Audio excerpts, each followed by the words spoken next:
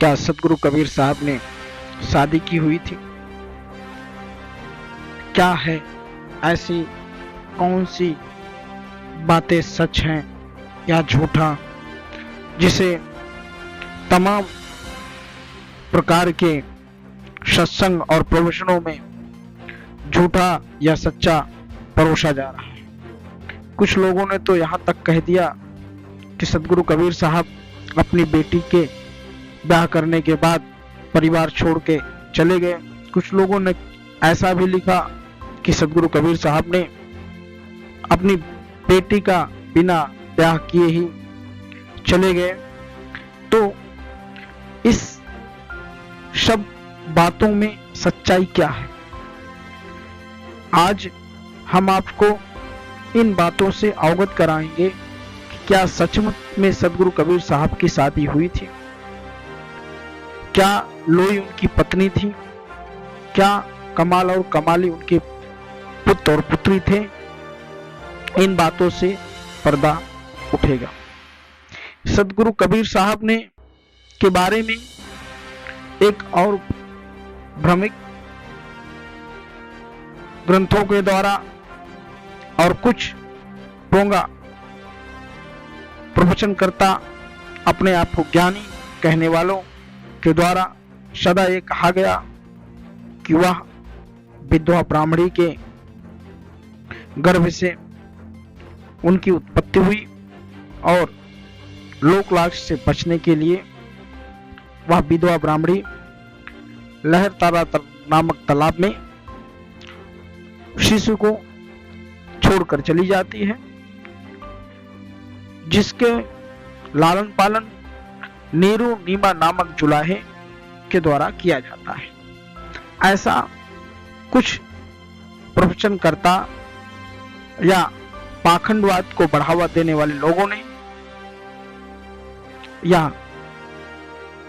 प्रपंच रचा, जिससे सदगुरु कबीर साहब और कबीर पंथ समाज को नीचा दिखाया जा सके और कबीर पंथ समाज को आगे ना बढ़े, इसलिए इसमें और प्रपंच जाल फैलाने का काम किया गया।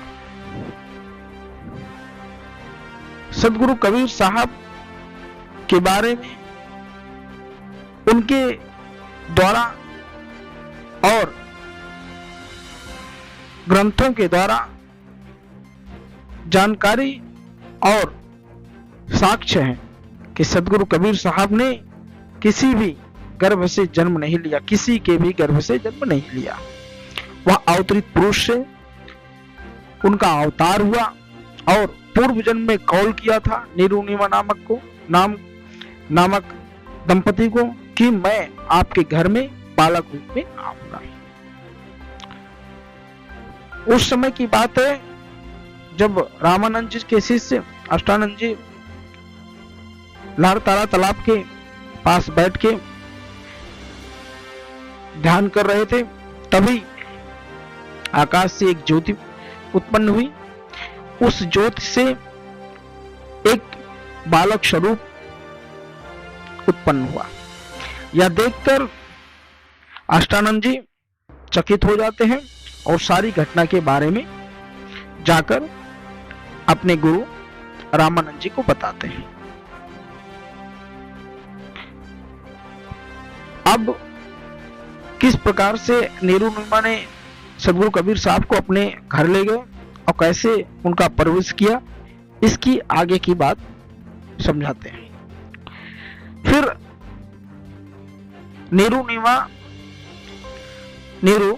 अपने ससुराल से आ रहा था और नीमा को प्यास लगती है।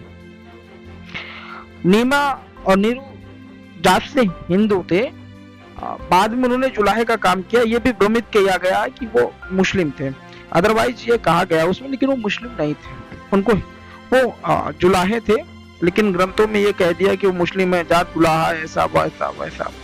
तो उन्होंने जब हिंदू धर्म में ये कहा गया कि ये बांझन है, ऐसा हुआ वैसा हुआ, तो उन्होंने क्या किया, वो जाकर वहां पर अपना एक काजी साहब के यहाँ बैठकर और उसके बाद फिर जुलाहे का काम करने लगे, कपड़े बिनने का काम करने लगे। शादी के होने के बाद नीरू के वो लोग जब तालाब से आ रहे थे, तब नीमा को प्यास लगती है, जिस पर वह अपने पति से आज्ञा लेकर उस तालाब के पास जाती हैं। तो सदगुरु कबीर साहब का यहीं पर चमत्कार होता है और वह लीला करना शुरू करते हैं और रोने की आवाज आती है। नीमा या जब देखती है कि कोई बालक रो रहा है, वह जब थोड़ी सी दूर पे जाती है तो एक कमल पुष्प पर एक बालक रो रहा था। उस बालक को नीमा उठाकर और चारों तरफ आवाज देती है, किसका बालक है, किसका बालक है। बहुत देर तक आवाज देने के बाद भी कोई नहीं जवाब देता। तो नीरू और नीमा अपने घर लाते हैं उसे और फिर काजी मुल्ला पंडितों को इकट्ठा करके, हाँ एक प्रसंग यह भी है कि जब सदगुरु कबीर साहब को भूख लगती है तो बहुत जतन करते हैं, लेकिन वह दूध नहीं पीते हैं। फिर सदगुरु कबीर साहब के लिए सदगुरु कबीर साहब उस बाल अवस्था में चमत्कारिक और अलौकिक शक्तियों से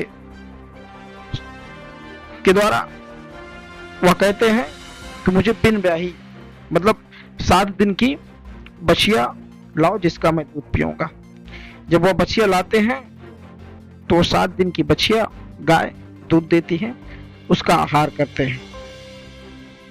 फिर नीरू और नीमा उनके नाम के लिए बहुत ही चिंतित रहते हैं। काजी मुल्ला तमाम विद्वानों को बुलाते हैं, जो भी अपना पोथा पोती पत्रा खोलता है सब में वही नाम निकलता है कबीर। सभी थक हार के चले जाते हैं और मायावी कहते हैं, तरह तरह की बातें कहते हैं, अरे नीरू ने जिसको लाया हूं मायावी है, ऐसा है वैसा है, कह के चले जाते हैं। धीरे धीरे सदगुरु कबीर साहब की उम्र बढ़ती जाती है। अब उनको गुरु करना था, शिक्षा दीक्षा कोई दे नहीं रहा था, इसलिए उन्होंने अपना बाल रूप बनाया और बनारस की सीढ़ियों पर लेट गए। एक दिन रामानंद जी सुबह भोर ही स्नान करने जाते हैं तो उनका पैर लग जाता है, तो उस बालक को उठा के राम राम कहने का कहते हैं, राम राम जपो बज राम राम जपो बेटा, कुछ नहीं होगा, ऐसा कह के चले जाते हैं।